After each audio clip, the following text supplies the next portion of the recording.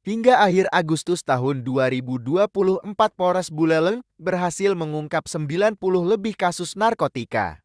Kebanyakan dari kasus narkotika yang diungkap di Buleleng, tersangkanya merupakan pengguna dengan barang bukti sabu-sabu.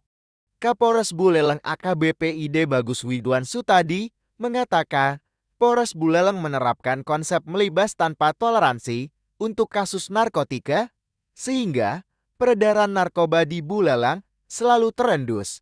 Widwan pun menyebut jumlah kasus hingga Agustus tahun 2024 ini kemungkinan terus bertambah. Jumlah tersebut pun melonjak cukup tajam daripada tahun 2023 yang hanya berjumlah 30 kasus setahun. Dari puluhan kasus narkotika itu, 7 pelaku masuk daftar pencarian orang. Terbaru, Polres Buleleng menangkap 3 orang tersangka penyalahgunaan narkoba jenis sabu-sabu. Tersangka berinisial MS dari Desa Pemaran dan JHS asal Denpasar. MS ditangkap di kawasan Terminal Penaruka pada Kamis 15 Agustus 2024 malam. Saat digeledah, ditemukan satu paket sabu-sabu seberat 1,44 gram yang dibungkus menggunakan plastik klip yang disimpan dalam bungkus rokok.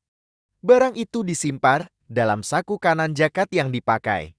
Saat ditanya, ia mengaku mendapatkan barang itu dari JHS di Denpasar. Polres Buleleng pun segera melakukan pengembangan dan bekerja sama dengan Polresta Denpasar.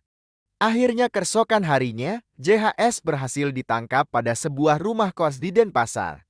Namun, saat digeledah, polisi tidak menemukan barang bukti di rumah kos tersebut.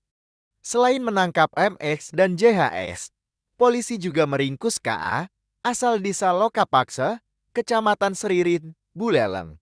Ia ditangkap Jumat, 16 Agustus 2024 sore di rumahnya.